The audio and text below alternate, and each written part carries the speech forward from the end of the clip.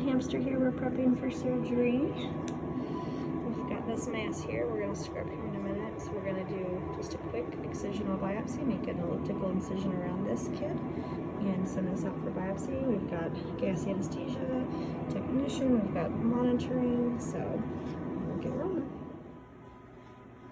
So our little hamster just woke up from surgery. We didn't have enough hands to actually get some surgery footage, but our technician Rebecca monitored really closely. You can see we removed that mass.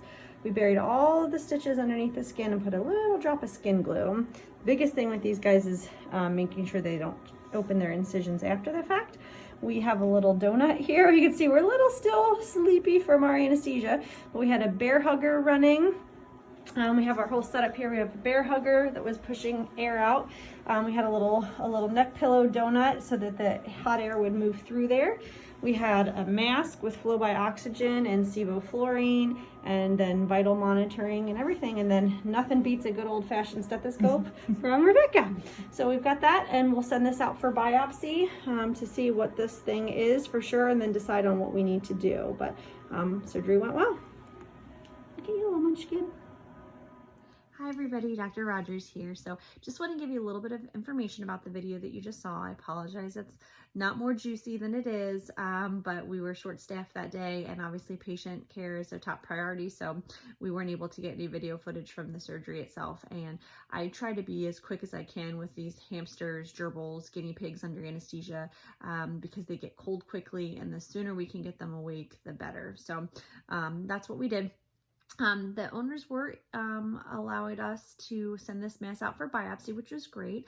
A lot of times owners aren't really keen on biopsies and surgery for a lot of these pocket pets, because I get it. They don't make a huge financial investment when they purchase them, and they do have a pretty short life expectancy. But these owners of this little hamster were great, and so this came back as something called a trichoepithelioma, which is a benign tumor from the hair follicles. This was a new one for me because, again, this is not something we get to do and send out all the time, so I'm always learning too. You know, the surgery part's the easy part, but sometimes the biopsies and stuff are very educational to the owners as well as to myself. So the pathologist read this out, that this is a tumor that is common in hamsters, and it can sometimes be associated with a specific virus in hamsters. So we are going to continue to have the owners monitor this area. Unfortunately, they did not bring the hamster back for us to recheck the incision, even though we called a couple times. This is common in veterinary medicine, especially when the animals are doing well.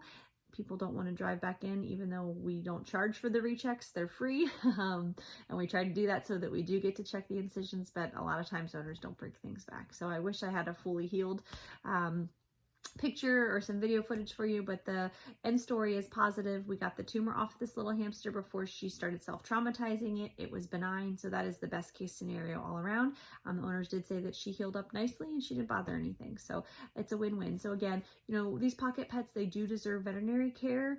I get it sometimes if owners aren't willing to spend the money to do that, but the kinder thing then is if you're not willing to spend the money for surgery, and we do get a large tumor like this, especially if the hamster starts self-traumatizing it, meaning chewing it, or another animal does, you know, another hamster in its enclosure, then the kind thing is to euthanize these guys. You know, we don't always have to make several $100 investment, but we do owe it to our pets to provide them with the best care and provide them with a pain-free existence. So if you have any questions or comments, please leave them down below, and I will do my very best to answer them.